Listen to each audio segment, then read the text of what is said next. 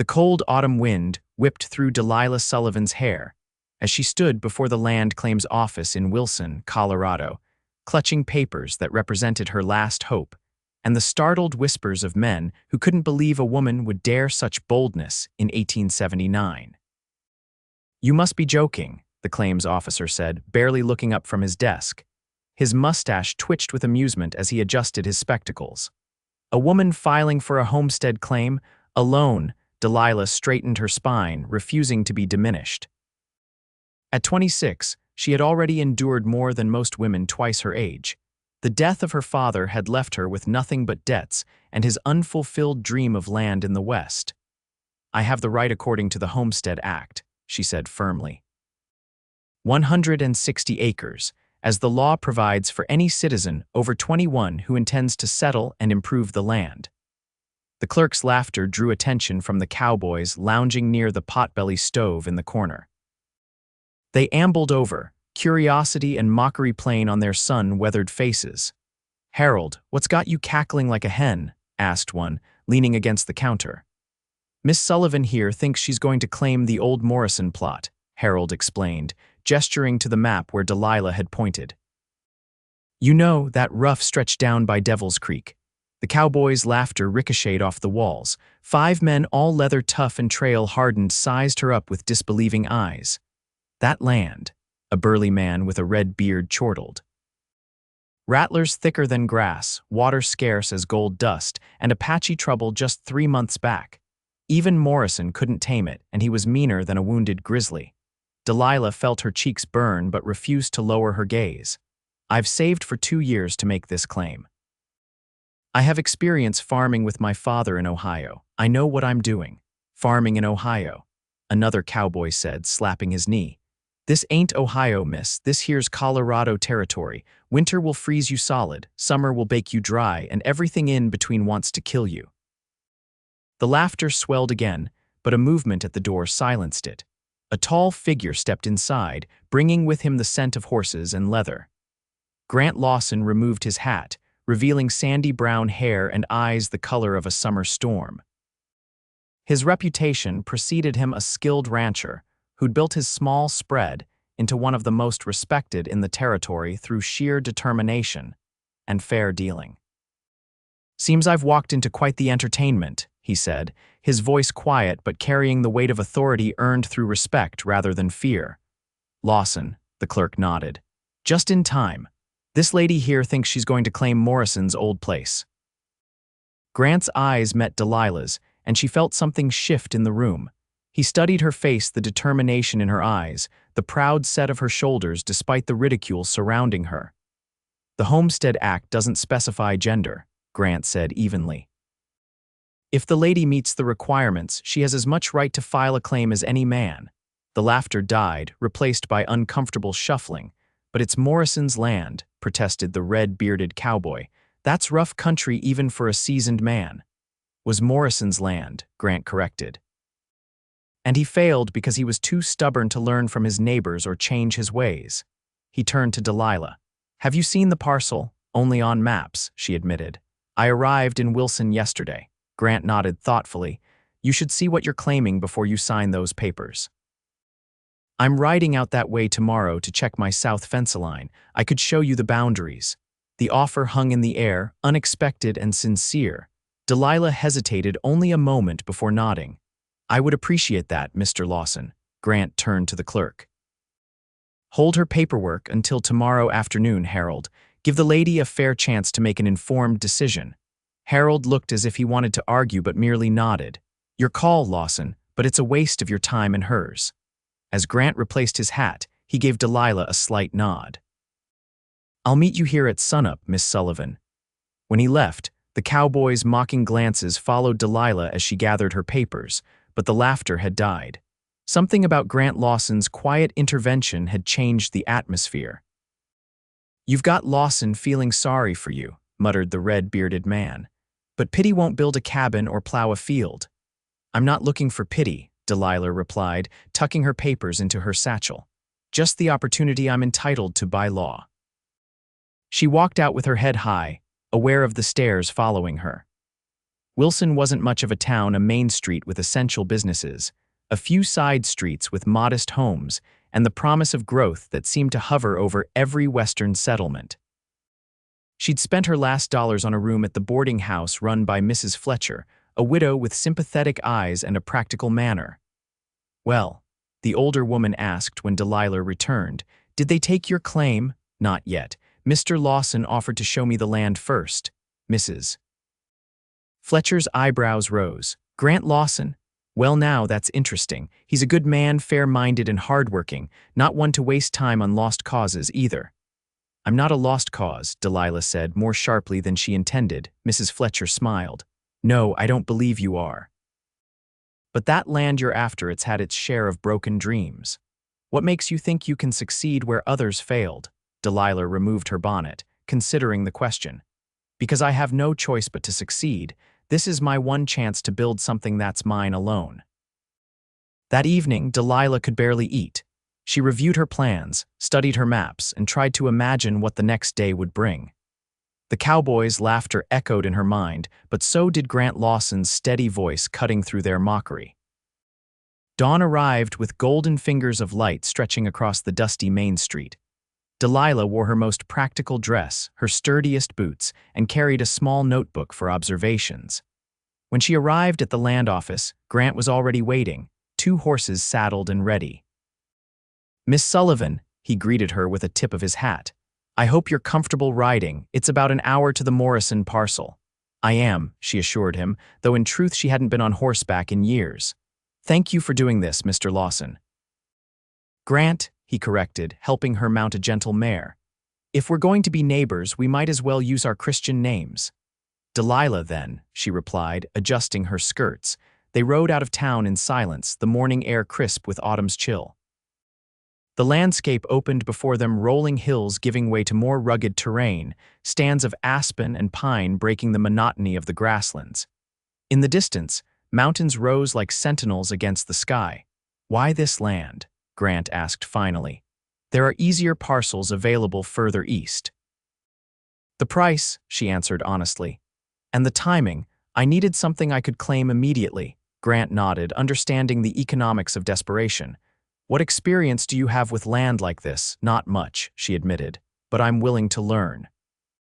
My father was a farmer in Ohio before his debts overwhelmed him. I helped with everything from planting to harvesting, keeping books to preserving food. Ohio's a long way from Colorado, in distance and in circumstances," she agreed.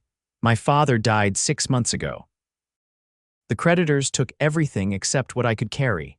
Grant's expression softened. "I'm sorry for your loss. Thank you. He wasn't a perfect man, but he taught me to work hard and never give up."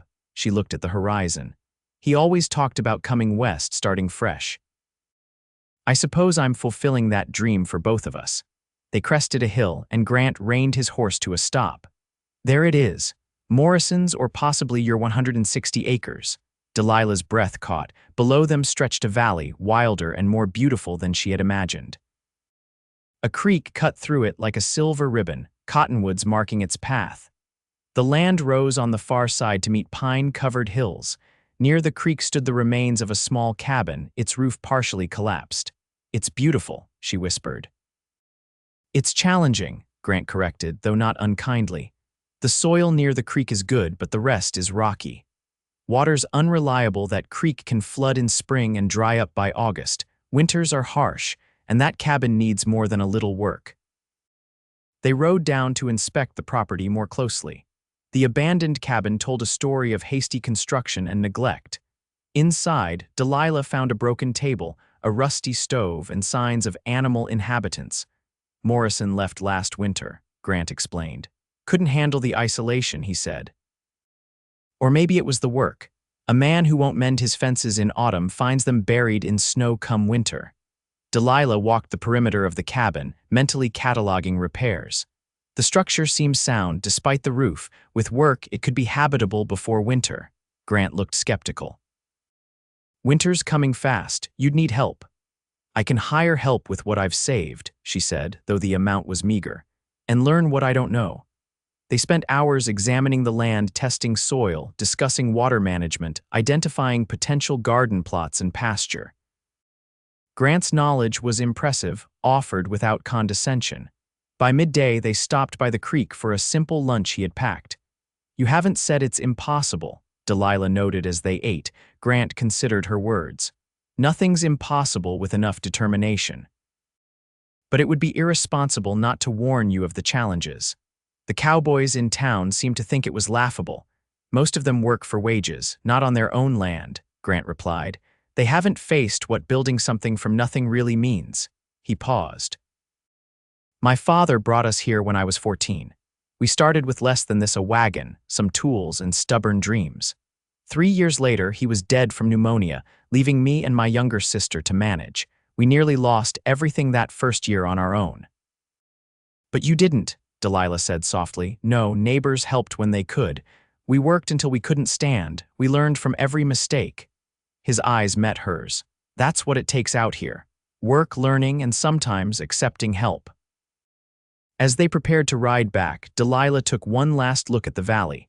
Despite the abandoned cabin and overgrown fields, she saw potential: a home, crops, perhaps animals grazing on the hillsides. Her home, her land, her future.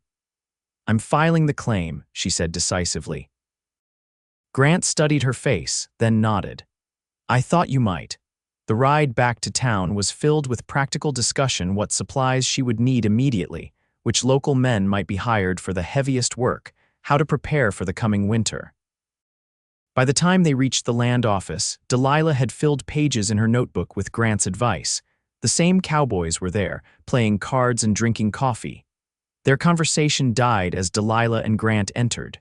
"Well," asked Harold, the clerk, "did you show her what real Colorado land looks like?" "Lawson." "I did," Grant confirmed. "And Miss Sullivan would like to proceed with her claim." The red-bearded cowboy snorted. "You're encouraging this foolishness." "I'm respecting her right to make her own decision," Grant replied evenly.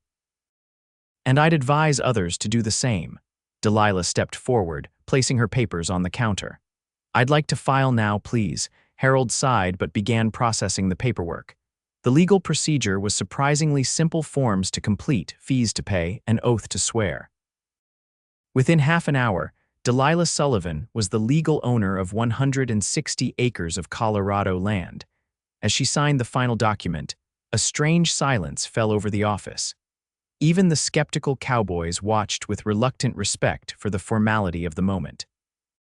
When she finished, Harold stamped the papers and handed her the deed. "It's yours now, for better or worse. God help you." Outside, the afternoon sun cast long shadows down Wilson's Main Street. Delilah clutched her precious deed, still hardly believing what she had accomplished. "What now?" asked Grant, walking beside her. "I buy supplies, hire help for the roof, and move out there as soon as possible," she said, the reality of the task ahead beginning to settle on her shoulders. Grant nodded. "I can recommend trustworthy men for the heaviest work. And I'd be willing to help when I can." "Why?" Delilah asked, turning to face him. "Why help a stranger when everyone else thinks I'm a fool?" Grant considered her question seriously. "Because 13 years ago, I was the one everyone doubted, because this land breaks people who face it alone." He paused. "And because I believe you might just prove them all wrong." Something warm unfurled in Delilah's chest, not gratitude exactly, but recognition. Here was someone who saw her determination as strength rather than foolishness. "Thank you," she said simply. "I would welcome your help, as one neighbor to another." The next 2 weeks passed in a blur of activity. Delilah spent her remaining savings on essential supplies: tools, seeds, preserved foods, and building materials. She hired 2 young men recommended by Grant to repair the cabin roof and shore up its walls. When her funds ran dangerously low, she secured work at the general store, keeping books for Mr. Hargrove in exchange for store credit. The cowboys who had laughed at her continued to do so, though with less conviction as they watched her methodical preparations. Some placed bets on how long she would last, the most generous giving her until Christmas, the harshest predicting she wouldn't survive the first snowfall. Grant visited the land office daily, ostensibly on his own business, but always finding time to offer advice or assistance. He introduced Delilah to other settlers, including several women who managed farms with or without husbands. From them, She gleaned practical knowledge about gardening at high altitude, preserving game, and surviving Colorado winters. The day Delilah moved to her homestead arrived with an ominous sky threatening early snow. Mrs. Fletcher hugged her tightly before she departed. "You're either the bravest or the most foolhardy woman I've ever met," the widow said. "But I admire your spirit." Grant had offered his wagon to transport her belongings, driving it himself with Delilah seated beside him. As they left town, she caught sight of the red-bearded cowboy watching from the saloon porch, his expression unreadable. The cabin, though still rough, was now weathertight. The new roof gleamed, the windows had been repaired with oiled paper where glass couldn't be afforded, and a proper door kept out the wind. Inside, Delilah had created a modest but functional home, a bed in one corner, shelves for her few possessions, the old stove cleaned and tested. "It's a good start," Grant said as they unloaded her supplies, "but you'll need firewood and plenty of it before that snow arrives." "I'll start cutting today," Delilah said, eyeing the nearby stand of trees. Grant shook his head. "I'll help. 2 people working will get twice as much done." They worked side by side until dusk, felling small trees and cutting them into manageable lengths. Delilah's arms ached, unaccustomed to the work despite her determination. As darkness approached, Grant built a fire in the stove while Delilah prepared a simple meal from her provisions. "You should stay the night," she said, seeing the snow beginning to fall outside. "The trail back to town will be treacherous in the dark." Grant hesitated, clearly weighing propriety against practicality. "I'll sleep in the wagon," he decided, "but I appreciate the meal." Over supper, they talked of practical matters: how to manage livestock through winter, which crops might thrive in the valley soil, the importance of building relationships with neighbors scattered across the territory. Grant spoke of his own early struggles, offering lessons learned through hardship. "The first year is the hardest," he said. "If you survive that, you'll likely make it." "I will survive it," Delilah stated, her voice firm despite her aching muscles. "This land is my only chance for a real future." Grant studied her across the table, the lamplight casting shadows across his weathered face. "Why is it so important to you, to have land of your own?" Delilah considered the question, stirring her coffee thoughtfully. "My father was a tenant farmer all his life, always working someone else's land, always at someone else's mercy. When crops failed or prices fell, we suffered while the landowner merely tightened his belt. When my father died, I had nothing, no security, no home, no future except perhaps as someone's wife or servant." She met Grant's gaze. "This land means I answer to no one but myself and God. Success or failure, it's mine." Grant nodded, understanding in his eyes. "Freedom." "Yes," she agreed. "Exactly that." The storm intensified overnight, and Grant remained for 2 more days, helping Delilah stockpile firewood and secure the small barn where she hoped to eventually keep animals. They worked together with increasing ease, falling into rhythms that required few words. When he finally departed, the air between them had changed. Respect had deepened into something warmer, though neither acknowledged it. "I'll return in a week to check on you," Grant said as he prepared his wagon, "sooner if the weather worsens." "I'll be fine," Delilah assured him, though the prospect of solitude suddenly seemed more daunting than before. "I know you will," he replied with a smile that reached his eyes, "but neighbors look out for each other." After he left, silence settled over the homestead, not the busy silence of town with its distant voices and passing wagons, but the profound quiet of wilderness broken only by wind in the pines and the occasional call of birds. Delilah felt the weight of it, the isolation both freeing and frightening. The days fell into a routine of constant work. She rose before dawn to kindle the fire and prepare for the day ahead. There was always something needing attention: clearing rocks from potential planting areas, setting snares for rabbits, gathering edible plants Grant had identified, making crude furniture from leftover lumber. At night, exhaustion pulled her into dreamless sleep. True to his word, Grant returned a week later with supplies Mr. Hargrove had set aside for her store credit. He brought news from town and helped her build a proper smokehouse for preserving game. Over the following weeks, His visits became a regular occurrence, sometimes bringing supplies, sometimes just his own labor and company. The first heavy snowfall came in early December, transforming the valley into a glistening white landscape. Delilah woke to find the world changed, silent and beautiful but also dangerous in its isolation. She had prepared as best she could, following advice from Grant and other settlers. The woodpile was substantial, food stores modest but sufficient, the cabin banked with earth for insulation. 3 days into the snowfall, as Delilah was beginning to worry about running low on supplies, she heard the jingle of harness bells. Through the swirling white appeared Grant on horseback, leading a pack horse laden with provisions. "I thought you might need these," he called as he dismounted, his face red with cold beneath his hat. Delilah rushed to help unload flour, coffee, sugar, salt pork, ammunition for the old rifle he had insisted she learn to use. "How did you manage to get through?" "The snow must be 2 feet deep on the trail. Nearly 3 in some places," he confirmed, stamping snow from his boots before entering the cabin. "But I know this country and my horses are sure-footed." Inside, as Grant warmed himself by the stove, Delilah noticed a gash on his hand. "You're hurt," he glanced down dismissively. "Caught it on a branch, it's nothing." "It needs cleaning," she insisted, gathering water and clean cloth. As she tended the wound, their faces close in the lamplight, something shifted between them. Grant's eyes, usually so practical and steady, held a different kind of warmth. "Why did you really come?" Delilah asked softly.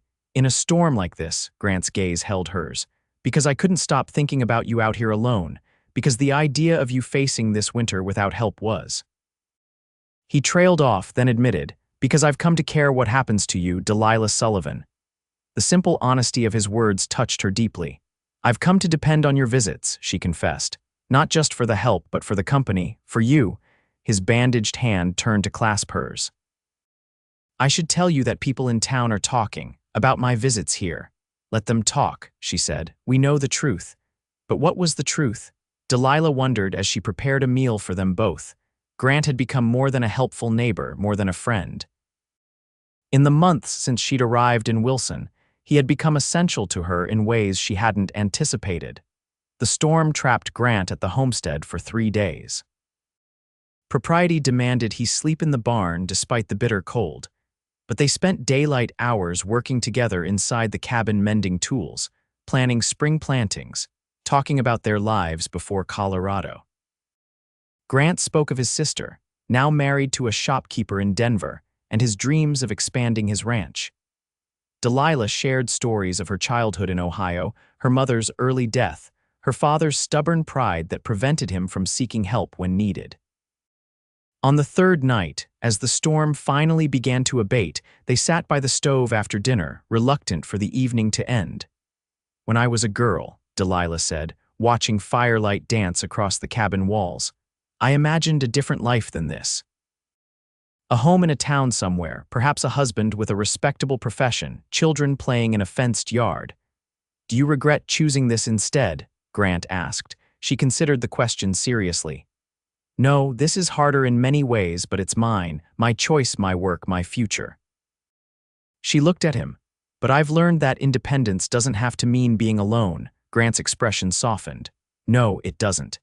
He hesitated, then added, "When I first saw you in the land office, standing tall despite those cowboys laughing, I admired your courage. But I didn't expect to find myself riding through blizzards just to make sure you had coffee." Delilah smiled. "Is that all you came for, to deliver coffee?" "No," he admitted, his voice low. "I came because these past months, getting to know you, working beside you, it's changed something in me. I find myself thinking of you when we're apart, wondering if you're safe, if you're warm enough, if you're—" He paused. "If you're lonely." "Sometimes," she acknowledged, "but less than I expected, and never when you're here." The moment stretched between them, filled with unspoken possibilities. Grant stood, moving to the window where darkness had fallen completely. "The storm's passing. I should be able to ride out tomorrow."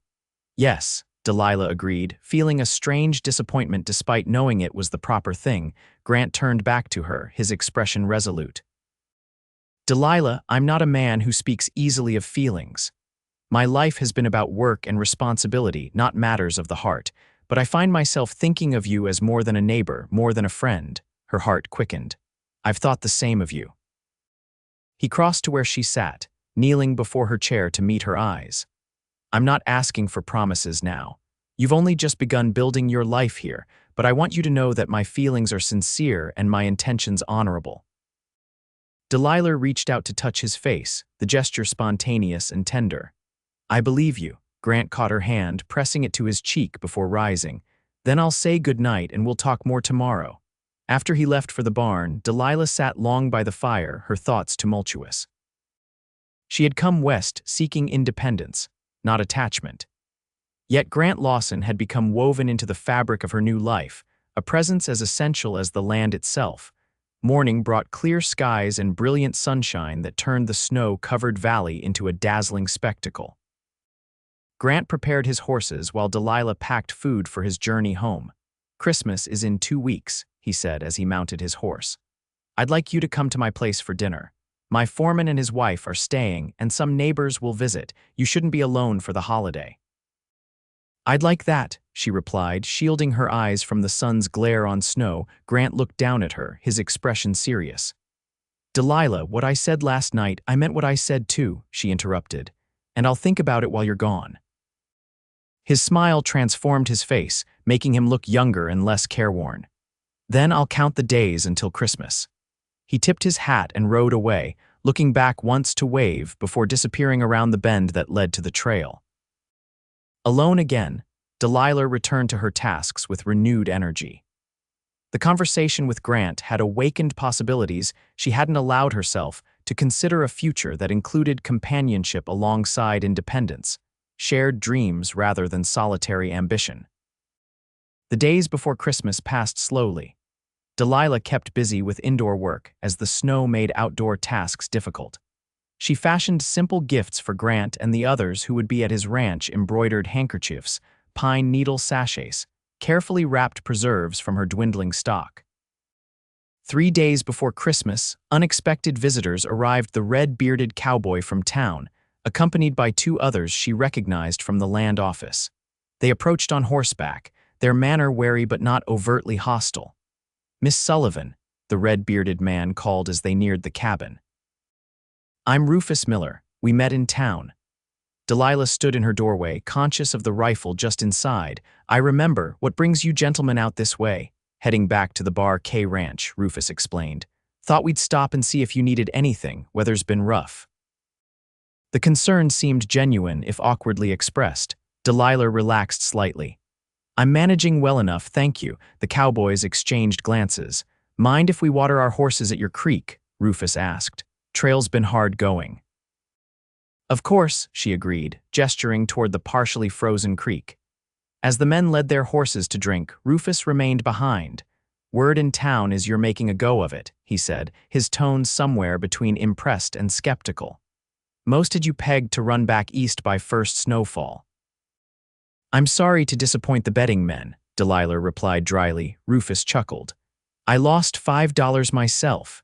He looked around at the homestead, the neat woodpile, the smoke rising steadily from the chimney, the cleared path to the creek. "But I'm not sorry to be wrong. Takes grit to stick it out here." "Thank you," Delilah said, surprised by the grudging respect in his voice. "Lawson's been helping you, I hear." "He has, as a good neighbor should." Rufus nodded thoughtfully.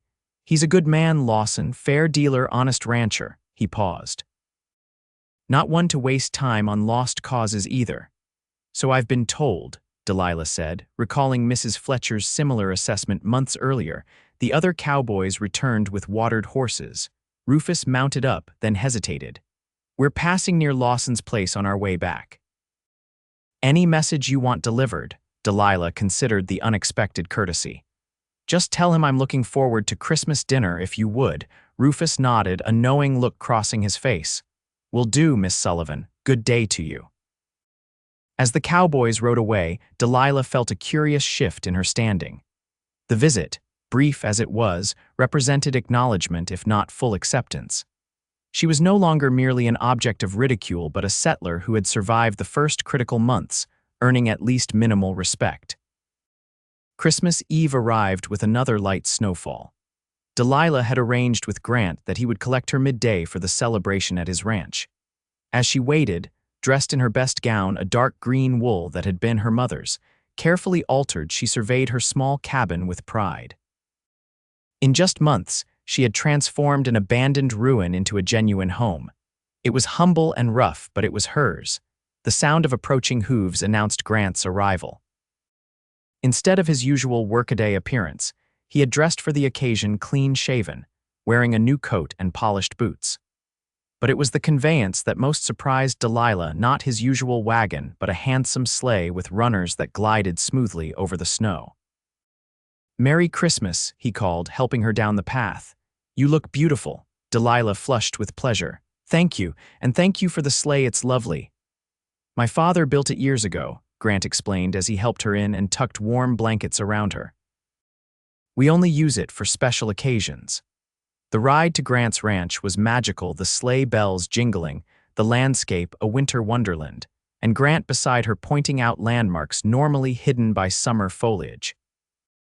His ranch came into view after an hour's travel, larger and more established than Delilah had imagined, with a handsome two-story house, substantial barn, and several outbuildings, all surrounded by well-maintained fencing. "It's wonderful," she exclaimed. "You've built all this yourself." "Started with just the small cabin behind the main house," Grant said, pride evident in his voice. "Added on as the herd grew and profits allowed. The main house was finished just 3 years ago. Inside, warmth and welcome awaited."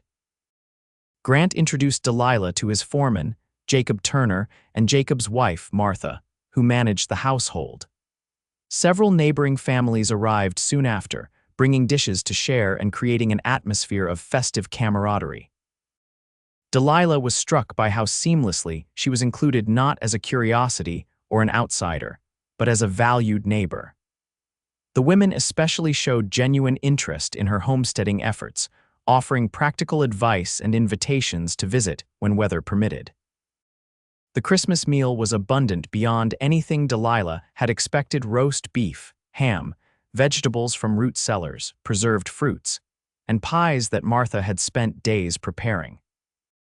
Conversation flowed easily, touching on everything from cattle prices to territorial politics to reminiscences of Christmases past.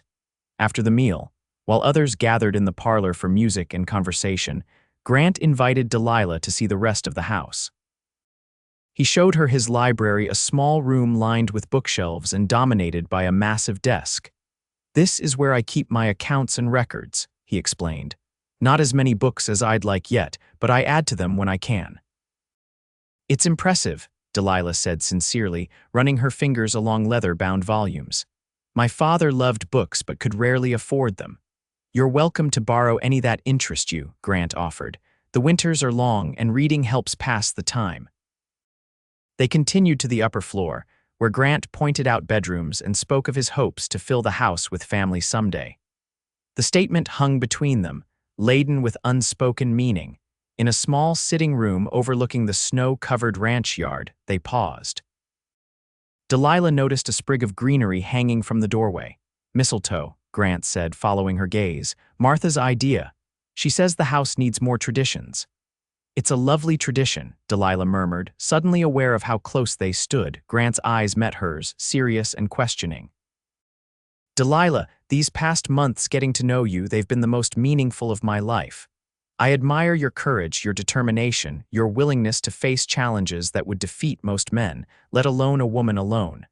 "Not entirely alone," she reminded him softly. "Not with you nearby." He took her hands in his. "I want to be more than nearby. I want to be by your side if you'll have me." He paused, gathering his thoughts. "I'm not asking you to give up your independence or your homestead. What you've accomplished matters, and I respect it deeply. But I'm asking if there might be room in your plans for a partnership of equals." Delilah's heart raced. "Are you proposing Grant Lawson?" "Not formally, not yet," he clarified. "I'm asking permission to court you properly, with marriage as the intention when we're both ready." Delilah considered his words, appreciating the respect inherent in them.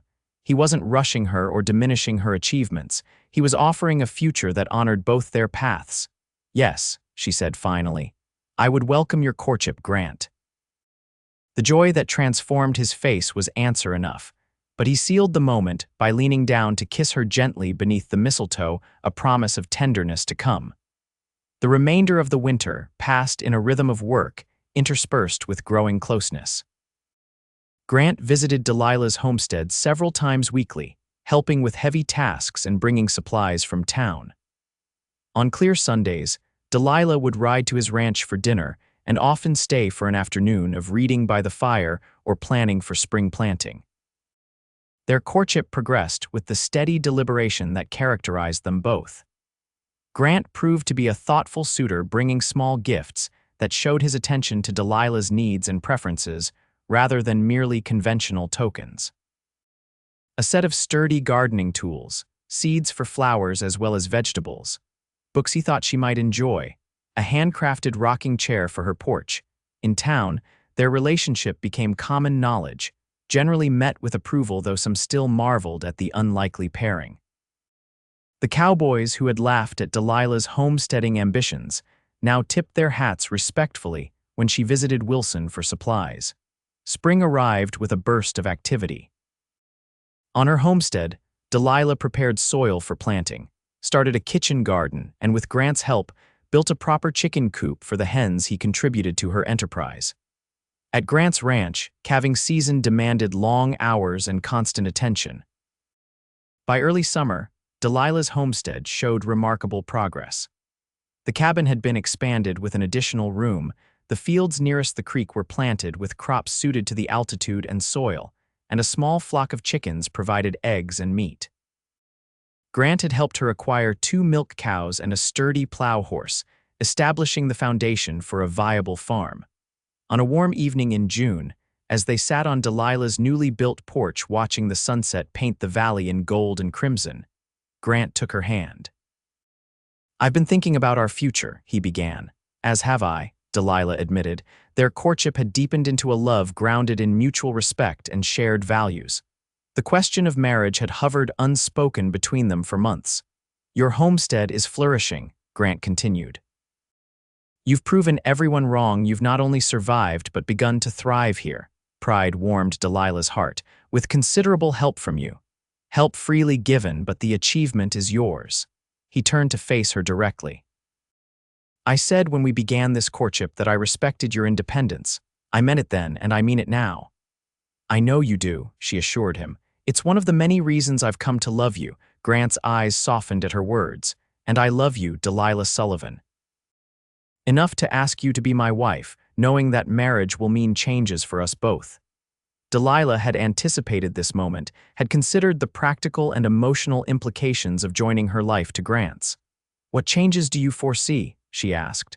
"That's what I want to discuss," he replied. "The traditional path would be for you to move to my ranch to make your home there with me." "Yes," she agreed, a faint shadow crossing her face as she glanced at the homestead she had worked so hard to establish. Grant noticed her expression. "But I wonder if that's the only way forward for us." "What do you mean?" "Your land adjoins the southern boundary of my ranch," he explained. "What if, instead of you giving up your claim, we join our properties? You would still legally own your homestead, fulfilling your 5 years to gain full title under the Homestead Act, but we would farm and ranch across both properties as a unified operation." Delilah stared at him, astonished by the proposal. "You would consider that?" "Most men would expect their wives to abandon their own claims." "I'm not most men," Grant said simply. "And you're not most women. What you've built here matters to you and to me. I don't want our marriage to erase that achievement." Tears welled in Delilah's eyes, not of sadness but profound gratitude for this man who saw her so clearly. "Where would we live?" "We could divide our time between both places initially," Grant suggested. "Eventually, perhaps build a new home on the boundary line, something that belongs equally to both properties." The vision he painted resonated deeply with Delilah, a true partnership rather than absorption, a marriage that enhanced rather than diminished her hard-won independence. "Yes," she said, her voice steady despite the emotion coursing through her. "Yes, I will marry you, Grant Lawson, and yes to joining our lands while keeping them distinct." Grant pulled her into his arms, his kiss conveying all the tenderness and passion that had grown between them over the months of working side by side. When they parted, his smile was radiant. "When?" he asked. "When shall we marry?" "After harvest," Delilah decided practically. "When the work eases, and before winter sets in." They were married on a crisp October day in 1880, almost exactly 1 year after Delilah had first stood in the Wilson land office facing skepticism and mockery. The ceremony took place outdoors, on the ridge that marked the boundary between their properties, symbolizing the union of both their lands and their lives. The entire community turned out for the occasion: ranchers, farmers, townspeople, even the cowboys who had once laughed at Delilah's ambitions. Rufus Miller, the red-bearded cowboy, approached the couple after the ceremony, hat in hand. "Congratulations to you both," he said, surprising Delilah with his sincerity. "Miss Sullivan, Mrs. Lawson, now I want you to know that those of us who doubted you are mighty impressed by what you've accomplished." "Thank you, Mr. Miller," Delilah replied. "That means a great deal." "Proved us all wrong," he continued, a grudging smile beneath his beard. "And found yourself a good man in the bargain." "The better end of the bargain is mine," Grant interjected, his arm around his new wife's waist. The celebration continued into the evening, with tables set up on the ridge and lanterns glowing as darkness fell. Dancing commenced to the music of fiddles and harmonicas, the merriment echoing across the valley that had once seemed so forbidding to Delilah. Later, as they stood alone watching the last guests depart, Grant held Delilah close against the autumn chill. "Happy?" he asked. "More than I ever imagined possible," she admitted. "When I came west, I was seeking independence, a place of my own. I never expected to find someone who would value that dream rather than ask me to abandon it. And I never expected to find someone who would make my life and my land feel more complete," Grant replied.